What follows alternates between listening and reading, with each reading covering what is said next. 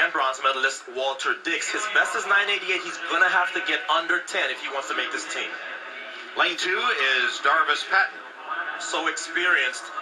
He has been in the Olympics and the Olympic final before, but not a given that he makes this team. As the oldest guy in this field, he's going to have to go back to his youth and summon something great. 34 years old, Justin Gatlin, who is 30, is in lane 3. And the way he's been starting, Tom, I think he is a big favorite here, even with the presence of Tyson Gay, undefeated this year, and talking about wanting to go to London and face the Jamaican sprinters. In lane 4 is Mike Rogers. And Mike Rogers has made U.S. teams before. He likes this track. He's run 9.85. That's his personal best on this track.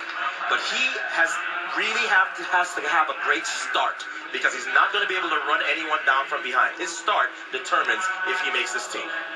Tyson Gay in lane 5. And when you don't have that many bullets left in the chamber, you got to select when you shoot them. And Tyson Gay has to shoot one here today, because these young men are gunning for these spots. I don't think he's going to be too concerned about Gatlin. He's going to be concerned about getting in the top 3 and having some time to rehab and get ready for London if he makes a team. Lane 6 is Jeff Demps. And Tom, as you know, he gave up his football career to become a professional sprinter. I talked a lot to his coach, Mike Holloway. They believe this is the right decision, but I'm sure that decision will be weighed based on if he's able to get top 3 here in this final. Terrell Kimmons is in lane 7. Terrell Kimmons has always been a fantastic starter. His focus has to be the final 50, because he's always out well, but he has to relax when the pressure starts and the fatigue starts in the latter half of this race. And with his leg wrapped, Walter Dix is in lane 8. And Tom, his coach, John Smith, said that they had a mutual decision on this, and he said, Walter said, I'm a warrior, let me go out there. So this is a decision that was made by both Dix and his coach to allow him to run, but he is definitely in trouble in terms of being with that leg wrapped. It's tough to come out and face some of the fastest men in the world with 2 good legs, let alone 1. So Gatlin and Gay will be separated by probably one of the best starters in the world, Mike Rogers. I expect to see all the action right in those lanes, 3, 4, and 5.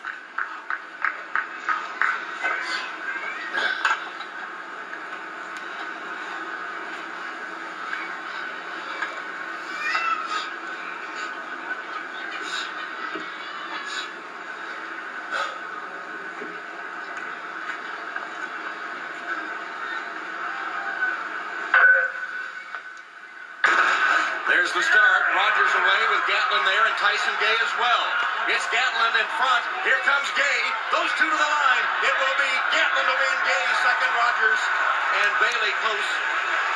And it was Justin Gatlin. And Justin Gatlin has just run a legal 9.80, so a new personal best. And the comeback is complete for Justin Gatlin. That is as fast as he has ever run. Tyson Gay second in 986. And Ryan Bailey runs the race of his life to get 3rd.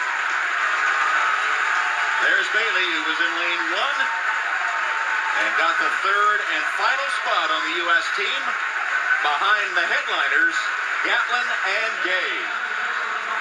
So Tyson Gay accomplishes his goal, I think, of just getting on this team. He put himself at a huge deficit to Gatlin and was not able to reel him back in. But with Gatlin running 9.80 today, chances are that Gay wouldn't have caught him anyway. And look at Gay and Bailey with their sons. That's a great shot there as the fathers take their sons on a victory lap. So, Tom, we knew that a lot of the action was going to happen here. There's Justin Gatlin. We talked about how well he's been starting. Look at this start. He separated from this field early. A good dry phase, and even Mike Rogers in his wake. Here comes Gay, but he's going to run out of room as Gatlin sets a new personal best and the 2nd fastest time in the world behind Usain Bolt in winning the U.S. 100-meter Olympic trials. Even had the early reaction with his finger number 1 going into the air before he hit the finish.